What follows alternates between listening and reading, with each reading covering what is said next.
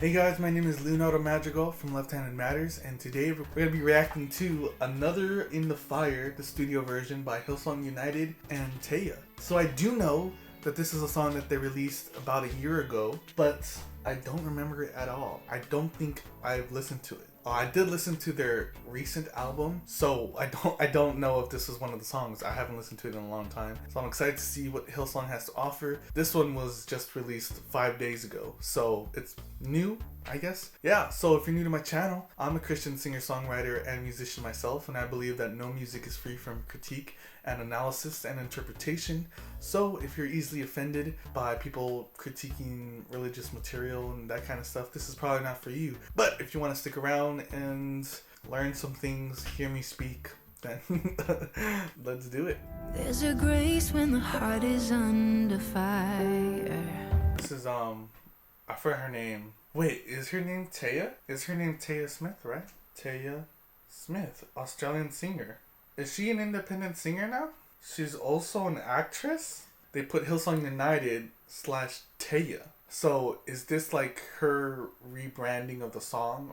Or maybe she wrote the song and then Hillsong was letting her do like her version of it? I don't know. That was interesting. I've never seen them title it like that. Another way when there was a closing in.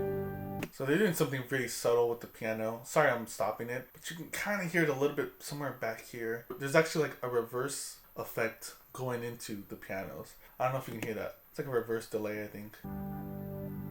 Another way, I know I will never be alone. There was another in the fire, standing next to me. Okay, so off the bat, this does sound very familiar. I do know this song, but just the chorus. The chorus is the only thing so far that I remember. I remember the melody. I don't even know what the bridge is, so this is still pretty much a new reaction, but this does sound really familiar. And should I ever need reminding of how I've been set free? I really like that line. If I ever need reminded of how I've been set free, there's a cross that bears the burden.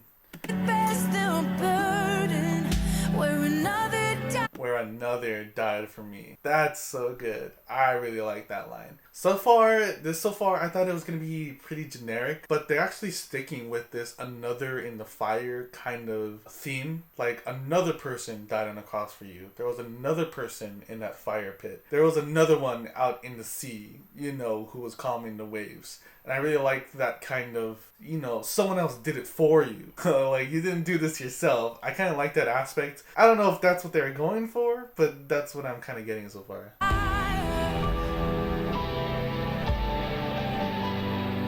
So, distorted guitar, lots of reverb. It just gives it that washed out kind of feel. It doesn't feel like it's far away, but it just kind of feels like it's muddy. Like, it feels like it's being drowned by something. It's just because there's a lot of reverb and probably a lot of delay going on. And when you have a heavily overdriven guitar tone, the gain is also going to be reverberated. Oh, my dad left for dead beneath the water.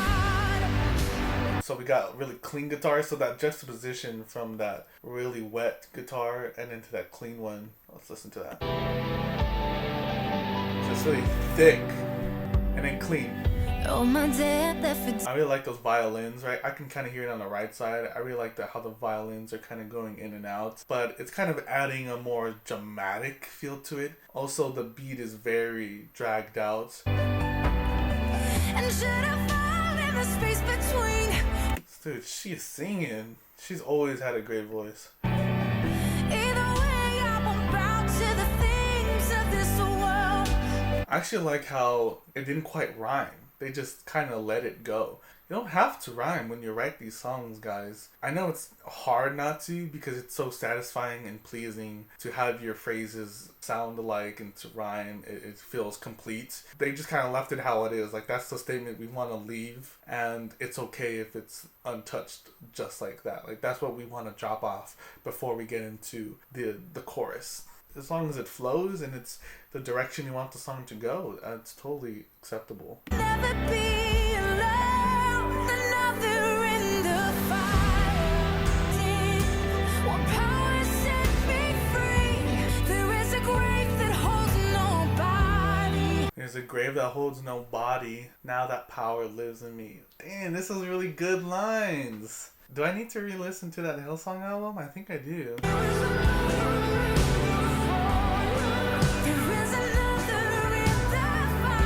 Again, lots of reverb going on.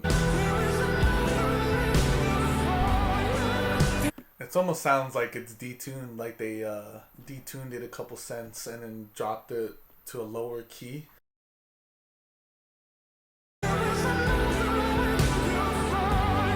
It is messy, but not in a negative way. There's like a lot of layers, overlapping vocals. Again, that guitar riff is holding out that wash. I can see the light in the darkness. Pass through him. I can hear the roar. Nothing stands between us. Nothing stands between us. That part, nothing stands between us, sounds familiar too. But I didn't know it was from this song. Like, I didn't even know, I forgot that melody existed until it came up. There is no other name but the name that is Jesus. In the space between all the things unseen in this reckoning. Right, so they did it again. That didn't rhyme at all, but they said what they needed to say, and it didn't matter. There'll be another in the fire, standing next to me with my love. How can you burn to me the fire? There is another in the fire. There is another. Yeah, that was another in the fire. This was like the newest studio version with just Taya Smith on the recording. I didn't remember the song at all. Just some of the melodies. Other than that, let's start with some positives. Obviously, her voice is amazing, but I think she played it a little bit safe. They found like a comfortable key for her in the song. Even when she was going high up, it just felt like she could go a little bit higher if she wanted to. I remember seeing them live and they sang Oceans, but when she sang it, she just blew it out the water. She hit that high note and then she hit another high note and it was just like chills. And then she hit another higher note from that and I was like, she's not human.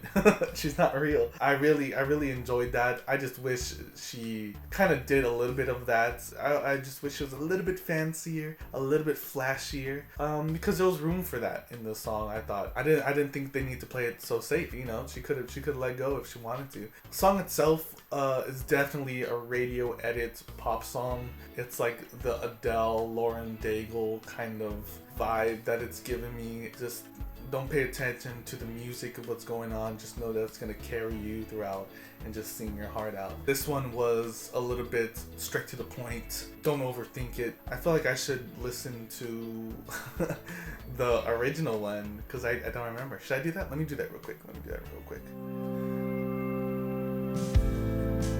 So this one is the one that came out a year ago, live. So still, a lot of reverb, a lot of swells, a lot of delays. Still the same kind of thing, but you have the drums coming in, almost kind of like a little marching band. There's a grace when the heart is under fire. Right, and then there's a guy singer. Okay, I didn't know that. Closing in. See, that was almost a little bit of deception there. Not a deception, but it's a nice little musical trick. You see how you can almost hear the drums. You can see the drums and what they're playing here. You see how it sounds like, it almost sounds like they're playing more, but really the shaker is filling in most of it. In this reckoning, I know I will. There's like a nice electric piano in the background, a little bit more prominent in this version. There was another in the fire, standing next to me, holding back the sea. I wonder if that's her doing the harmony right there. And should I ever need, yeah, there's definitely a much more grander feel to this song. It definitely has that classic soft rock kind of feel to it, but it's not so hard hitting. You actually have two acoustic guitarists here, two electric guitarists. This might be a bass.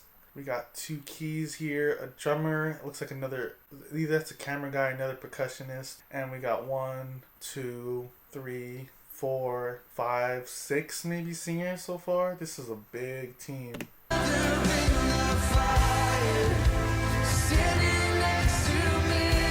This version sounds much more grander. Nice clean build up here.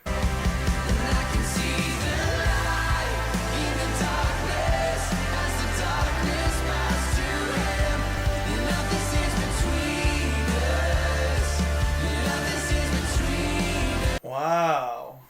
I think I like this version a lot more. Oh, I love Taya's voice. But when it comes to the grand scale, larger than life the song feels in this version, just trumps the other radio edit studio version out by miles. And even if he doesn't, Yeah, and it's not quite fair to compare the two. I mean, this is an entirely different setting with an entirely different crew of people. Not that the other one was bad, but now that I know it can sound like this, the other one kind of seems a little bit simple without trying to sound too offensive.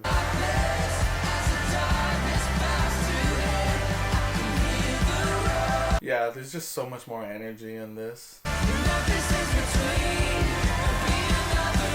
Wow, look at that. She's going for it. See, I wanted to hear that in her version of the song.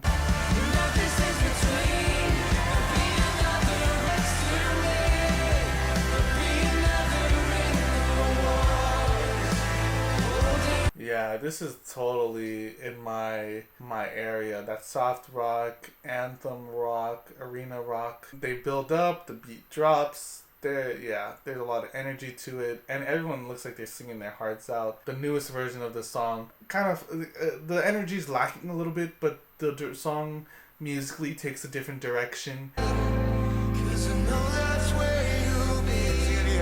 I can't be.